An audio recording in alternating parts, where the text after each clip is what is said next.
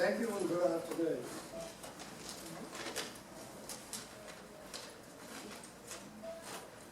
On behalf of the President, Board, staff and members, we welcome you all here to the Shepparton RSL this afternoon. My name is Graham Bailey and I'm involved with the Welfare Committee. And in keeping with RSL tradition, I ask you all, if you are able, please stand for the oath.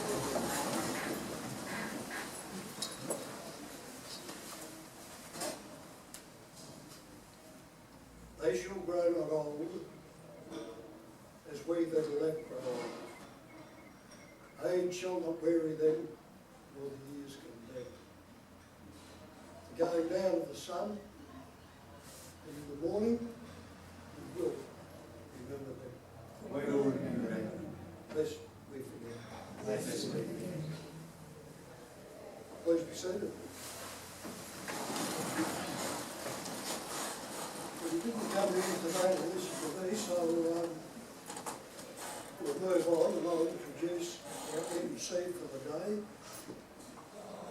Mrs. Laura Spiby Jones, and she will take over and explain what is going to happen. Just one thing, please turn your phones off or down, off, preferably, and the toilets are out there, through that door. Thank you once again, Mark.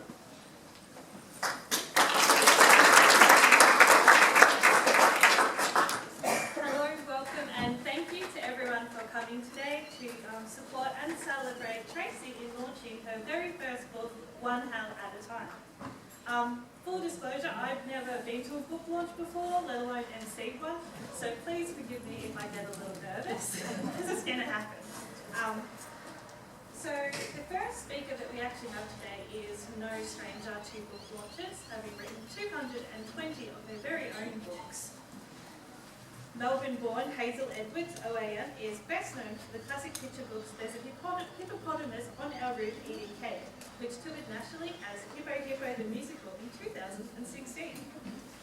As stated just before, Hazel has written hundreds of books, literally, covering themes of diversity, social justice, and a little bit of humour as well. Her works are published in Chinese, Korean, Finnish, Japanese, Russian, Braille, Auslan-Sonic, and Dyslexic. Hazel is an entrepreneur who mentors aspiring creators. She runs Complete Your Book in India, workshops for Public Records Office Victoria, and participants all Finnish. One such participant is Tracee Spiby. And look where we all are now. Please join me in welcoming Hazel Edwards, who will now speak about Tracee's journey to publication.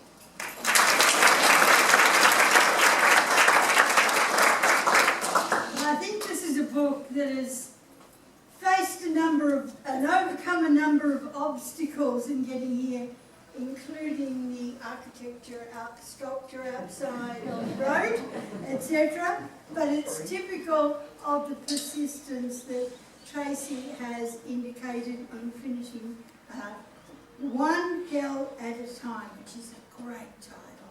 It's really important to have an interesting title. I think there's a real place to celebrate the importance of quiet heroes. And that's the reason why the course such as Complete Your Book in a Year that Tracee did with me, across 3 years actually, but we allow for COVID. And it's to pay credit to those like her 18-year-old ancestor who wrote his letters, which sparked the idea for writing One Hell at a Time. And this was a quiet, so-called ordinary. I think that often the characters in these memoirs and biographies are extraordinary, ordinary people. They're the ones whose stories we wouldn't find unless people like Tracee took the trouble to put them together through many drafts. And the legacies of their lives are recorded for their community and their family and beyond. Because quite frankly, once you've written a book, you never know where it will end up. I was an Antarctic expeditioner at one stage, and I went into the library at Casey Station, and there was a book we'd written. Somebody didn't take it home with them, but never mind, it was there. And I think the same thing will happen to yours. And I think this is a very appropriate place of the RSL in Shepparton to launch a book such as this, because you're talking about the real heroes of the military history and the legacy of quiet courage that they've left behind. A story such as this, I don't know how many drafts Tracee's been through now. I've got 5 or 600 people. Quite a few. And the friendships that have formed with the colleagues who were writing their stories at the same time. And there are a number of them here today from all over the place. They call themselves hazelnuts these days. They're the ones that have finished their books. But it's also the value of the range of points of view that you get within a group where they workshop your stories across a year. And that's really, really valuable. And the themes and challenges, it's all right, I can complete that. You're going to get a great article on how to launch. Look, you've got all this going for you. You've got a fabulous title. The books are here. The audience is here. We don't need to worry about the other stuff.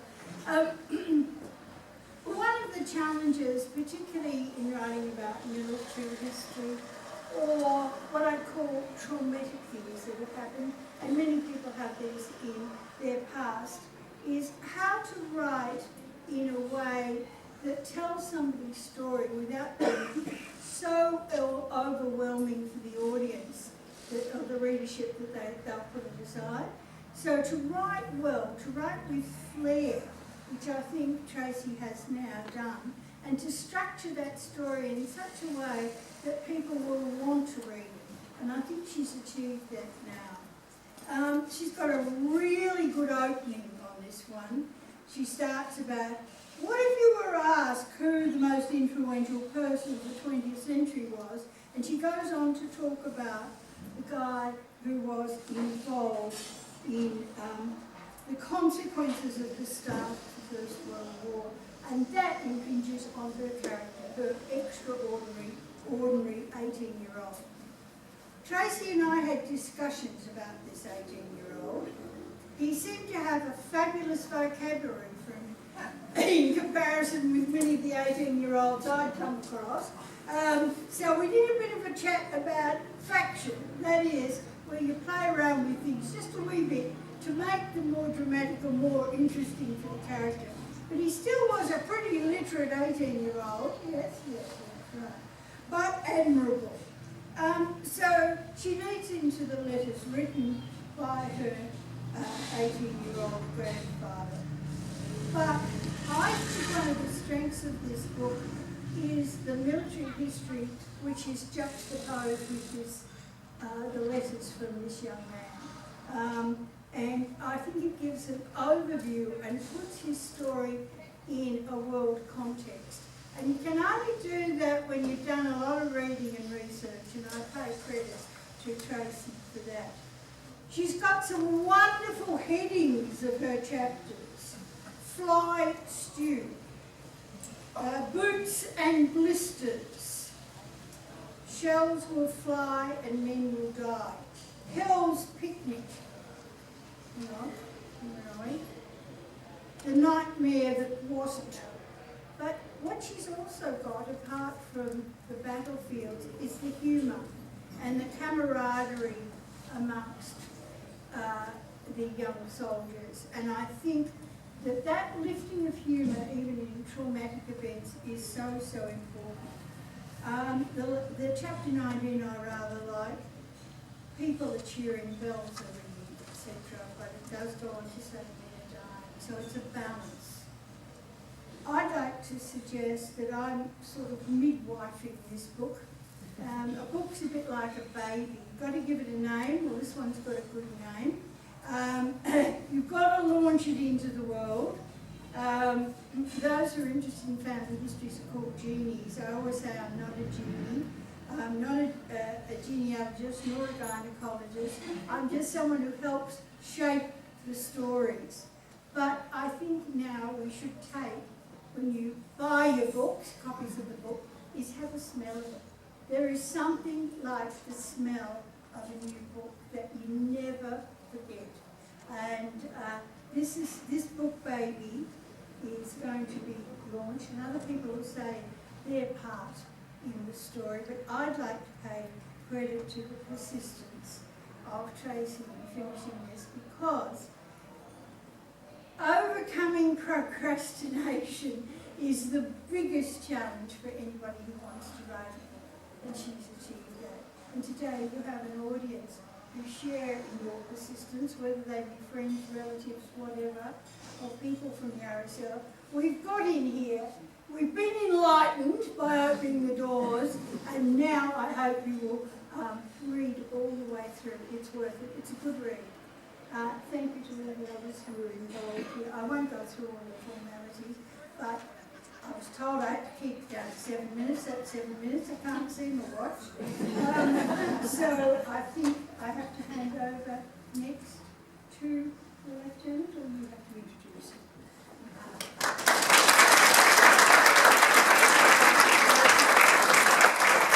Thank you, Hazel. I'm now going to look at how many people sniffed their book in this room.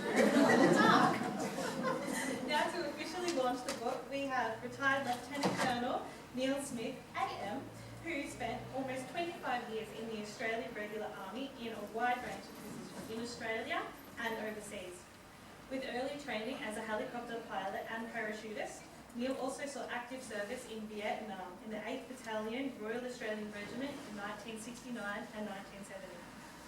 Following specialist training in ammunition and explosives, he completed almost 12 years undertaking related work with the Army and the Australian Federal Police. He was decorated for explosive ordnance disposal duties in the World War II battlefields of the Solomon Islands in 1983. While stationed in the United Kingdom during the Falklands War, Colonel Smith gained an ever-increasing interest in military history with the focus on those who had served Australia in periods of conflict and unrest.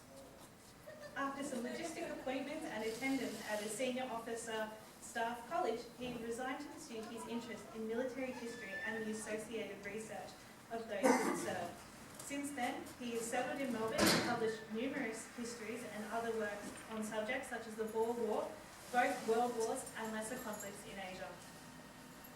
Supported by his wife Sylvie, Neil continues with his work, or rather his passion, as he puts it, to raise a profile of individual Australians who have served and sacrificed from the time of the First Fleet to the present day.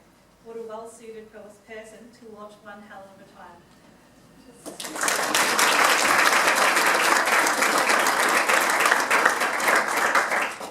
The acorn doesn't fall terribly far from the tree, does it? There's another researcher here. Congratulations. I've forgotten half of that, so thank you very much. It's very, very sweet, very, very generous of you. Now, sadly, I start on a rather unlight note, but I must now, over the next few minutes, speak in greater depth and with greater feeling, with greater passion perhaps, of what it is that Tracee has done with her work. And it's sobering stuff. You have to bear with me for a few minutes before we do examine this side of war and conflict and the impact that it has on soldiers in World War I, today, yesterday, it doesn't matter. It goes on, and it's a story worth telling. So, to the infantrymen, men like Graham up here on the end and myself, to the infantrymen, expressions such as one step at a time or one hill at a time will always resonate. Be it during a long, arduous route march at a place like Seymour, just down the track, or struggling and slipping over the sodden Kokoda track against all odds in 1942. It's all one step at a time.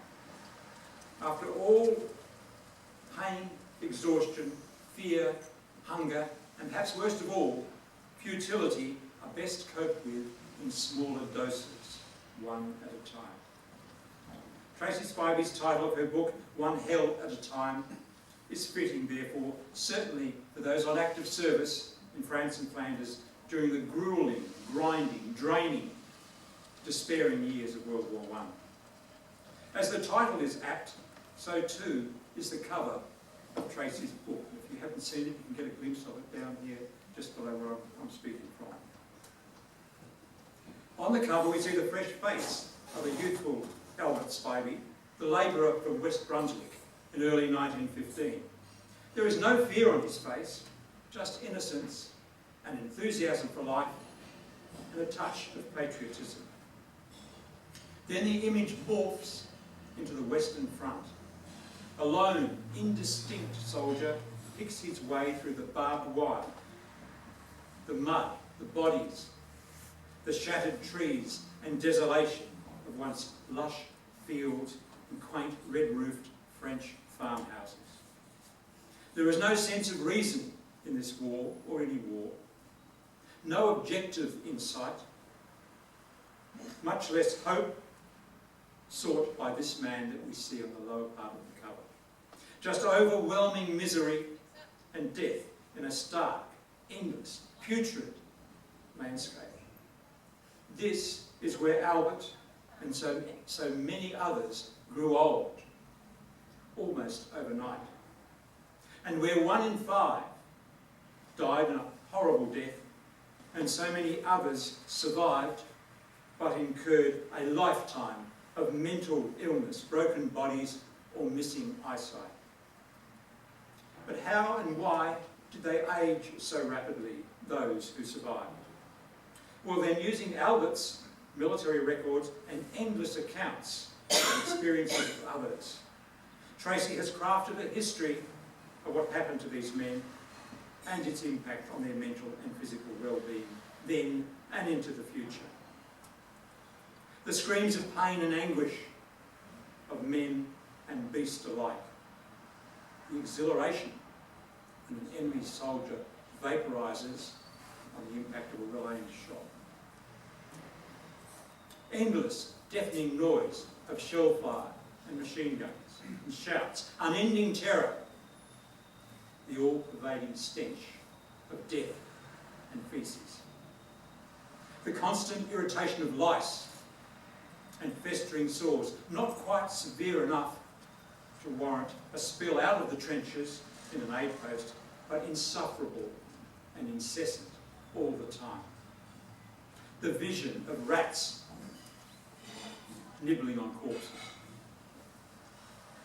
The mindless, uncaring, incompetent ways of many of our British and some Australian leaders in that and other conflicts. It's all there in this book and so much more. Continual courage and sacrifice. So many friends lost that their names become lost. They can't even be remembered. Life was cheap. The misery was endless. A faithful and perceptive accounts of these experiences through Albert's eyes is the strength of Tracee's work. More than most, she really lets the reader understand what it was like for the men of the Australian Imperial Force in the Great War of World War I on the Western Front in France. It's as if you were there, and I've read it, and I know a lot about war, both from my own experience and also from my own studies. And it's hard to create it, and she's done it just so well. It's as if you were there. One Hell of a Time is sobering and graphic to read. It's not for the faint-hearted. Tracee tells it like it was. As a result, the reader will never be closer to the carnage than this wrinkled and gripping story of man's endeavours under extreme adversity. I have sincere pleasure, therefore, to formally launch the book to all those who do care to remember, lest we forget. Thank you, Tracee.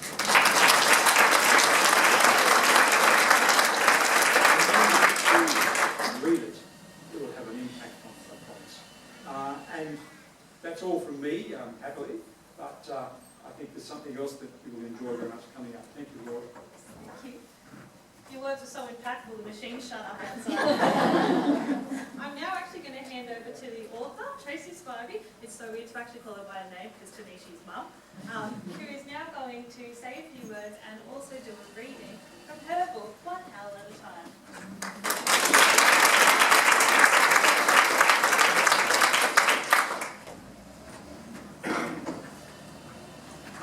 So good to see you.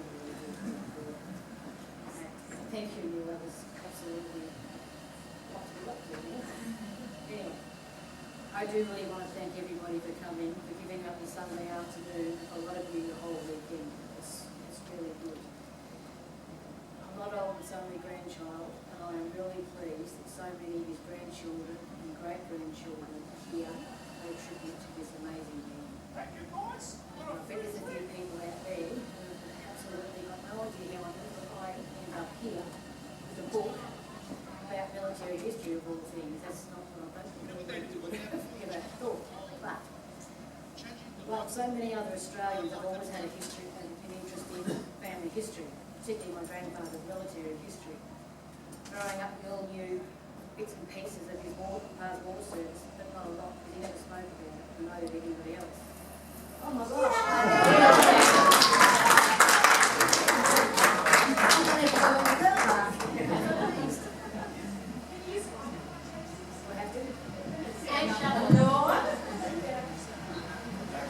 Can you? Okay. I know many Australian homes have photos proudly displayed or buried in a drawer of their ancestors dressed in uniform of the First World War or the Second World War. And I know that most families have that person who's the keeper of family secrets, who knows who's in all those photos. For me, it was my Auntie Thelma. And amongst the photos that she had was a black and white photo of Albert and his family. His parents, his younger sister, and his 3 younger brothers, plus cousin Wilfred. Oh, fingers crossed. In the photo, Albert and his brothers, Eric, Jack and Dixon, are all proudly wearing uniforms of the First World War. By May 1916, all 4 boys were in uniform. 2 in the uniform of the Australian Imperial Forces and 2 in the uniform of the Royal Australian Navy. And one was just 14 and 5 months of age. But what is really surprising is that that photo was taken in 1919. All 4 boys came home. And for those days, that was pretty rare. There's also a photo of Albert marching the Anzac Day parade in the late 50s with not 1 but 2 sets of medals. After surviving 4 years of the hell that was the Great War, Albert lied about his age, saying he was younger than he was in order to meet the age criteria, and volunteered for the Second World War, leaving behind his wife and 5 children. Now, I can never understand why he would do that, particularly when he ended up in China. Some time ago, I was entrusted with a large tub of family memorabilia that belonged to my Auntie Thelma. In amongst the treasures in the box were 2 small boxes of letters that Albert had written to his wife, Belle, from Malaya and Singapore in 1941, 1942, and even some from 45, and a few postcards in between. When I got those boxes and the letters, I read them, tried boxes of tissues, and then I put them away and left them. And it wasn't until years later when I decided to transcribe them that I knew I had to do something more apart from buying big boxes of tissues when I read them, as I thought his story was just too important to be put away in the box and lost to his descendants. With no background in writing, and I didn't know the best way to go about getting it down authentically, even though initially it was only for the family, I joined Hazel's class in 2022 at the Public Records Office in Melbourne called Finish Your Book in a Year. That sounded fair enough. After writing about his experiences in both wars, from the Somme to Singapore, would be a straightforward project. 2 wars, 1 book. And as I had Albert's letters from the Second World War, for consistency, I would also need to tell this story of the First World War as a series of letters. They would have to be imagined with painstaking research. For 6 months into the course, with a large amount of research that needed to be done, and more boxes of tissues, I was only up to 1917. And there was no way I was going to get from 1917 to 1945 in less than 5 months. I would need to do 2 wars, 2 books. So One Hell of a Time relates to Albert's and his experiences in World War I. The mostly written from his perspective, is a series of letters to his parents, and follows him from enlistment in 1915 to when he got home in 1919. For much of the war, but not all of it, Albert was a driver of mules and donkeys, not cars and trucks, carting supplies to the men at the front, and One Hell at a Time covers everything from cantankerous donkeys to incompetent generals to daily life, his feelings, his fears and his friendships, and of his concern for his brother Dixon, who was also in there with him in the 46th. And using a third-person narrator, the book touches on some of the bureaucracy and callous indifference going on around him and the results of wasted lives. I acknowledge that I have taken liberties in the book, knowing that a lot of the information in the letters would not have got past the censor, or might have been deemed a little bit too heavy for a letter to his parents. The One Hell at a Time pulls no punches in portraying the appalling conditions they fought in and the horrors they endured. And I make no excuse for that, because that was their reality, and needed to be included to give an accurate portrayal of what they went through. And yet throughout, the mateship, the humour and the hope of the diggers is also in there. The book also provides insight into some of the lesser-known aspects of the war that I bet none of you ever thought to ask. For example, with no antibiotics, how did they treat trench foot or scabies or BD? In fact, what was trench foot and how prevalent was BD? And who was Manfred von Richthofen, and why was he buried 4 times? What did they do for fun when they weren't fighting? And how did they deal with sanitary issues on the front line? Now, with the rising interest of Anzac Day and Remembrance Day, a new generation of Australians are asking why. What was it all about? And what was it really like? Most Australians now claim a grandfather, great-grandfather, great-great-uncle, aunt or a relative who served. And many proudly march with replicas or real heirloom medals on Anzac Day. But with the passing of time, do they really understand what those medals on their chest represent? We now live in a vastly different society with different values, expectations and norms. How could they understand? How could any of us understand? I don't have all the answers, and I certainly don't profess to be a military historian. And One Hell at a Time is not a blow-by-blow, battle-by-battle account of how the war was won. There are plenty of other excellent books out there that do that. Rather, One Hell at a Time simply follows the 46th Battalion and Albert through one hell after another, giving a personal account of what was happening around him and so many others, and some of the issues that caused them.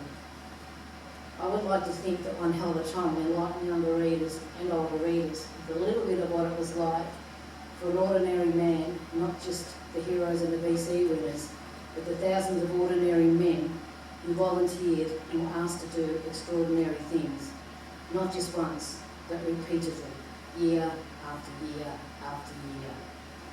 Hopefully it will also put meat on the bones of what are often just names on a memorial wall or on the back of a faded photo. And I hope this book gives an indication of what remarkable men they all were, because if you change his name, it could have been about any one of the diggers that fought. And to show what it was like, I thought I might read a little bit from one of the letters, and if we have time, if you want, I'll read a bit of the third-person narration to tell you why. Okay, so...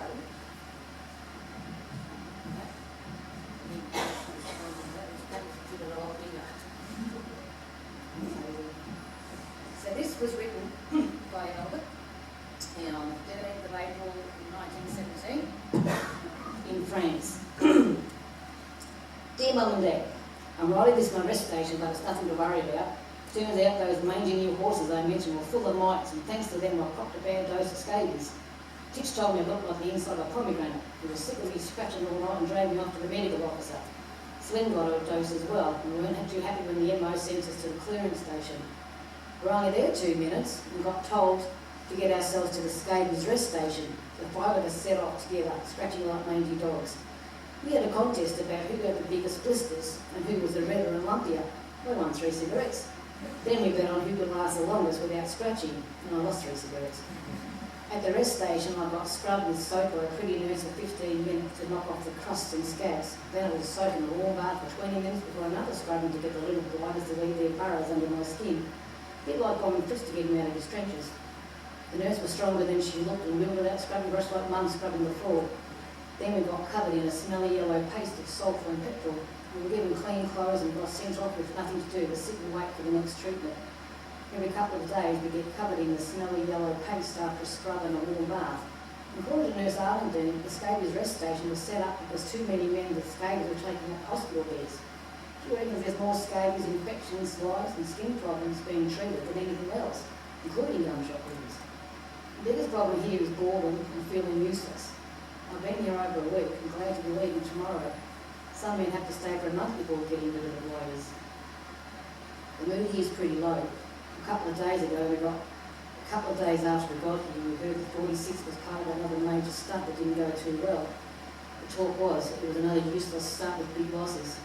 We also heard Fritz bombed our supply lines and whole teams with drivers were killed. Men, wagons, horses and mules all blown to bits. We don't know who got hit, and me and Sam were pretty worried.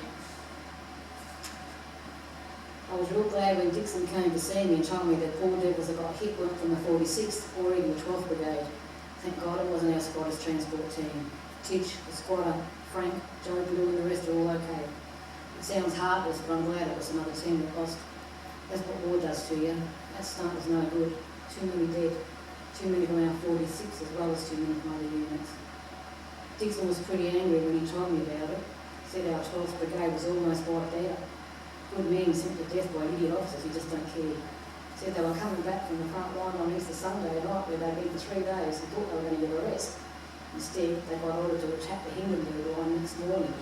Poor beggars were already exhausted, but they picked up extra ammo, turned and marched for 5 miles back through the snow. Dixon said he was lucky. He was headed back with them and he was told he'd been detached from the 46th and had to report to one of the 12th Brigade's light trench mortar batteries. Batteries usually cop a lot of attention from the Fritz, but he said he was driving the mule carts and moving guns and shells.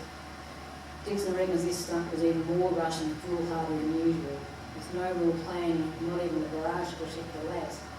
Before any attack, we do a huge bombardment of Fritz's line to soften them up, cut the wire and give cover to the infantry, but not this time. This time they were sent in with a new weapon called a tank that was supposed to protect them. I saw one on board, and they're hard to describe. They're huge and ugly, nearly as big as a small house and all covered in metal sheets. They're funny shape, sort of like a rectangle or a misshaped Simon diagram, sort of sideways diamond with a sloping sort of rounded front and back. They don't have wheels, but run on a track on each side of them made of metal plates, and they rumble along making a heckling noise. There are little holes for the crew inside to look out, but it doesn't look like they see too much. One I saw had a 6-pounder. The Dixon reckons some have machine guns. They look like nothing can stop them. No trench, no bullet, no shell hole, no wire, nothing. But they're bloody useless. Didn't even show up when they were supposed to. The lads were sent back to the lines at dawn after lining out the jump-off lines in the freezing cold snow all night waiting for them. Only just had a chance to warm up and got sent out again for another go that night. Dixon reckons the tanks are about as handy as a chocolate teapot, worse than useless in a battle. They were supposed to cut the wire and take the trenches and then our lads would follow them in, and that didn't happen. They broke down or turned up late. They were so slow, the lads were moving faster going backwards. All they did was shoot our lads and draw Fritz's fire on them. Anyone near them was killed, and not bulletproof either. One driver had his head blown off when a shell went straight through one end and out the other of the tank. Poor Dixon's voice cracked as he struggled to tell me how he watched the lads moving forward from the jump-off line under machine gun fire without artillery support. Then he watched as they dropped like flies in the snow. Some made it through and reached the wire, only to get caught up in it and the Huns poured even more fire in them. The sky was filled with smoke and screams and you could see sparks as the bullets hit the wire. Watching was worse than being in it. When you're in it, you think about what's in front of you and just getting through, but watching and not being able to do anything is cruel. Dixon was stunned that a few men actually got through the bullets and wire and then disappeared into Fritch's trenches. I can still hear frustration in his voice when he said he saw SOS flares go up everywhere. He saw shells and bombs exploding around them.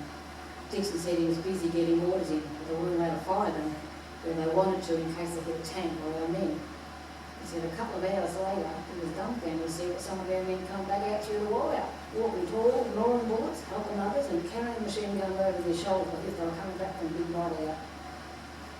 Poor stretcher bearers were almost done for by the numbers of dead and wounded. No way could they get to them all. Dixon said everyone that could helped. They worked as fast as they could under fire. They tried to block out so many cries and screams for help and just pick one and follow it to the poor soul crying out. Dixon said he'd get to someone in a bad way and get told, no mate, don't worry about me. You go get Tom or Frank or Jack over there. His words. He said he found 3 men in the shell hole but couldn't tell which bits belonged to which body. He was about to move on and he heard something under them. Turned out to be young Bruce Smith. Dixon was real pleased to get him out. Dixon said the sight back behind the lines was pitiful. There were wounded everywhere, men lying all over the place in the snow and the muck too exhausted to care. Others were walking around in the daze, looking for what was left of their companies and their mates. Some were crying in despair and frustration at the enormous loss, being sent in without support and doomed from the start. Well, I had to reckon hell will freeze over before they fight the tank again. I can't believe that so many of them have gone. Good men, solid men, mates. How can they just throw away our lives like that? For nothing. I'll never understand war. I'll be going back to the unit tomorrow and we're glad to get back. The dreadful man is not there. I'm being called for my last treatment, so I best sign off. After all, your loving son Alby. So that's just one of the letters. So that's the style of the letters, and then we've got the third part, personal narration. If there's a right time, I want to hear a bit of that part. I'm happy to read. That battle was about Bullecourt, so this is actually what he was talking about. Tell what you okay. Starts off, but General Gough's plan to take Bullecourt in the area of the Hindenburg line between Bullecourt and Queant was for the tanks to sneak up on the German lines in a surprise attack.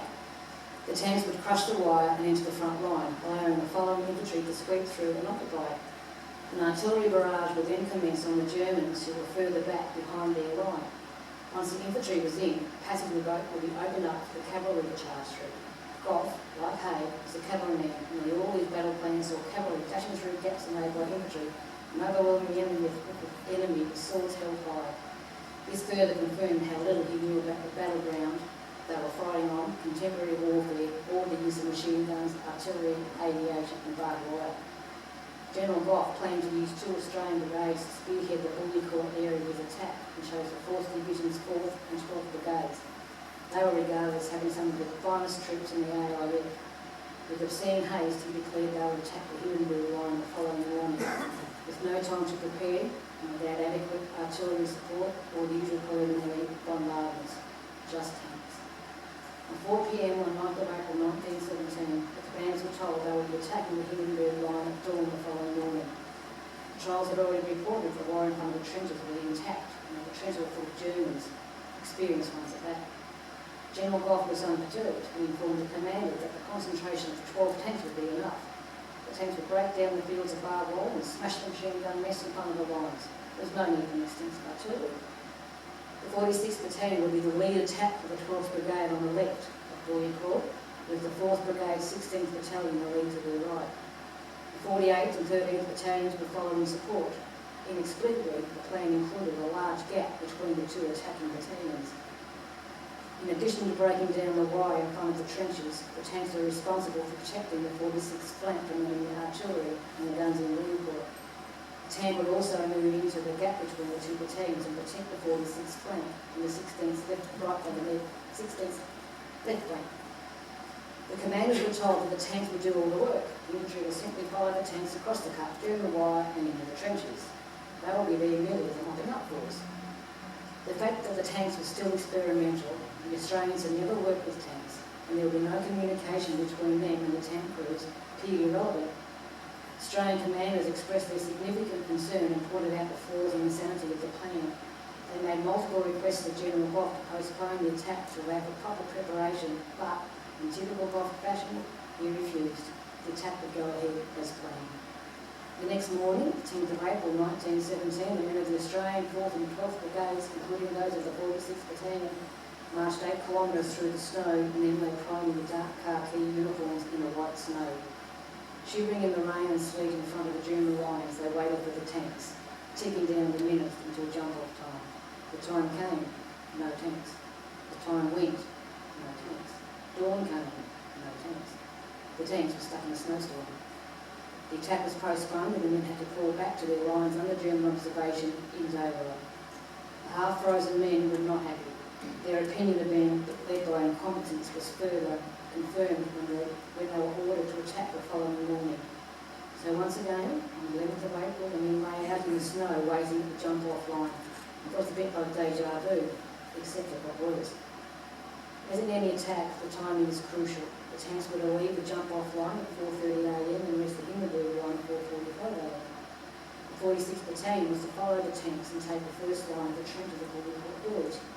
Then the 48th would leapfrog them to take the second line of trenches. The 46th had been ordered not to leave the jump-off line for 15 minutes after the tanks had passed by them. In the frenzy of planning, this order was subtly changed during the night. The new order sent to the battalions was to give the tanks 15 minutes and then go at 4:45 a.m. with or without the tanks. But no one told the 46th. The jump-off time approached and the 46th waited. Jump-off time passed. Still they waited. And again they asked, where are the tanks? The tanks played a critical role and was essential for the success of the attack. But where were they? Under German barrage and with machine gun bullets whistling over their heads, 46 lay in the snow after the jump-off time, watching the sky whiten and waited. Finally, the men heard a tank coming. At last! But wait, what's firing on there? After much cursing and waving at the tank, the driver popped his head out and queried, well, if you're not the Germans, then where are they? After being told in the politest possible terms, he rumbled off and was hit by a shell. Another tank blundered up, crossed the jump-off line, broke down and became a great target for the Germans, together with the hapless Australians caught now. At the dawn light in the sky, the 46th were finally told to wait no longer, but go now. However, precious time had been lost and the German defence was now in full swing. Just 3 of the promised 12 tanks had arrived and lined up at the correct time as planned. 2 of those were disabled shortly after reaching the jump-off line during heavy fighting from men nearby. The third made it part way to the Hindenburg line before stopping, tangled in the water. He became another great target, while also making it impossible for the men to squeeze past. Other tanks turned up, but late. One never left the workshop, some broke down before getting to the start position, others got hit on the way to it, and one got lost and ended up in a mine crane in Bullecourt. Needless to say, there was no tank in the gap between the 46th and the 16th battalions to protect their flanks, nor had the tanks cut the wire. The Germans had a field day mowing down Australians. The Australians were hesitant to use artillery on the German guns in Bullecourt for fear they would hit the tank that was stuck in the crater in Bullecourt. So the Germans continued firing with devastating effects on the men of the 46th. To further highlight the flaws in planning, or lack of, the Germans were not supposed to know what was happening. It was supposed to be a surprise. But thanks to the fiasco the night before, the Germans knew something was up. Then the noise of the tanks sneaking up on them, which could hardly be missed, alerted them to when the attack was coming, and they were more than ready. Tank carcasses lay about the battlefield like large motionless slugs, blackened and burning on the white snow. To the horror of the crews inside, they discovered that the tanks were not bulletproof, and it took far less than a direct hit to stop them. Another delusion was the supposed speed of the tanks. According to the plan, the men of the 16th Battalion waited on the jump-off line of the tank that was to protect them and lead them to the front. But when it arrived, the commander told them there was no way any tank could reach that line in 15 minutes loading the plane. They were just not capable of that speed. So the tanks lagged behind the troops and fired on them instead. The concentrated tank attack to protect the troops and pave the way through the line for the diggers to mop up was over before it began. The 12 tanks that were pivotal to the success of this en masse tank attack, not one reached the Hindenburg line. Nor did any tank provide the promised protection on the flanks of the 46th and 16th from the murderous fire or complete the central task of breaking down the wire so the infantry could cross. Diggers were either mown down, trying to reach the wire, or strung up on it, like meat displayed in the picture shop. One could say the tanks and the experiment failed miserably. Yet incredibly, through sheer guts and determination, the Australians did what could not be done. Some of them got through the fields of barbed wire and broke into both lines of the German trenches. They did it without tanks, under fire from 3 sides and enduring savage counter-attacks. They became the only soldiers to see the other side of the impenetrable Hindenburg line. Breaking into the German trenches, they fought the Germans in hand-to-hand combat with bayonets and bombs. Fighting like demons possessed, they captured 2 lines of German trenches and held on, repulsing merciless counterattack after counterattack. But they needed help, and they needed it now. They sent SOS flares for artillery assistance, for more ammunition, for relief, for anything at all. One after another, flares about the sky. In desperation, one company alone set up 17 flares begging for assistance. All were ignored. no help came. The landing mission was exhausted and without the support they were screaming for, the few men left couldn't hold on. They had no choice but to withdraw back to their lines, back through the wire in the murderous machine gun fire, past their mates hanging on the wire or wounded or lying dead in the shell holes. By 11:45 a.m, through no lack of their own individual courage and bravery, the area taken by the Australians was back in German hands. Not surprisingly, the cavalry was stood then. Wednesday, the 11th of April 1917, is another day in the history of the murderous, bloody-minded, wasteful slaughter of Australians.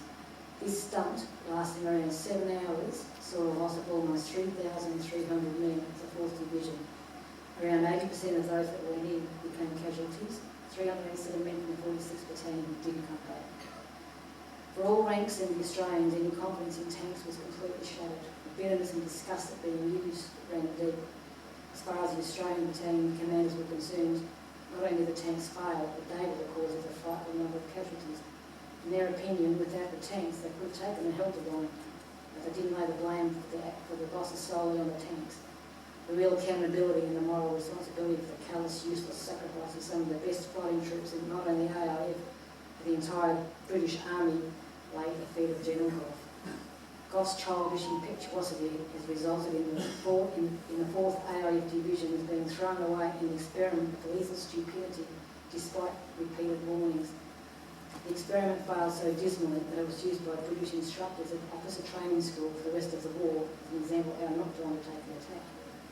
The Australians did, however, gain something from the bloody fiasco. They gained a sense of pride in knowing that they could face any challenge put to them with determination, daring and bravery. And in the process, they also gained a deep respect from both sides of the trenches. Sadly, what highlights the absolute tragedy of this battle is that it was known as First Bullecourt, which meant they had to go through it again in Second Bullecourt. General Gough waited a few weeks before launching Second Bullecourt over the same ground, the same recklessness, this time having already decimated the 4th Australian Division and used the 1st, 2nd and 5th Australian Divisions. Men of these divisions will be reminded of the 4th as they stepped on and over their corpses and around their bodies still hanging on wires.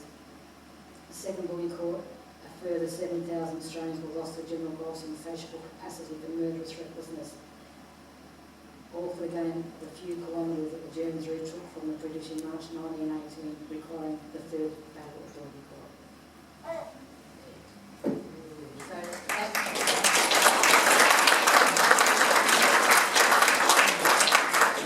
Albert was really lucky a couple of times.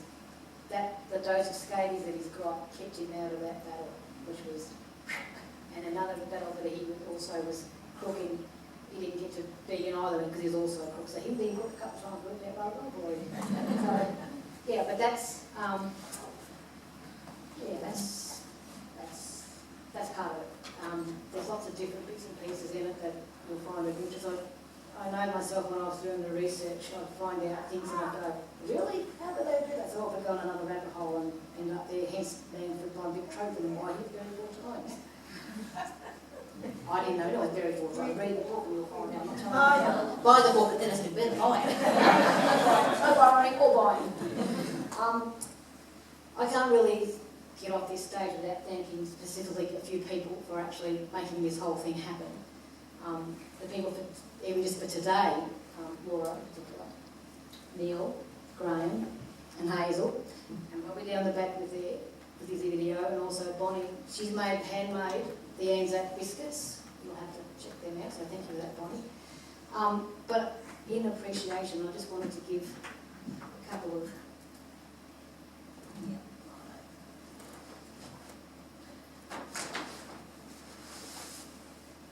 that one.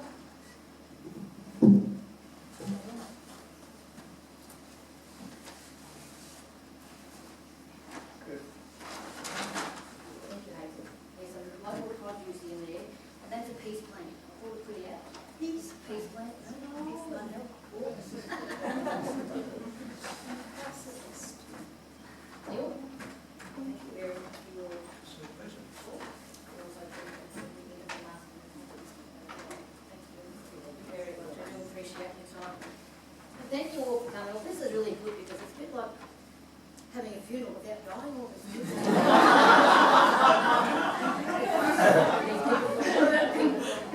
All over the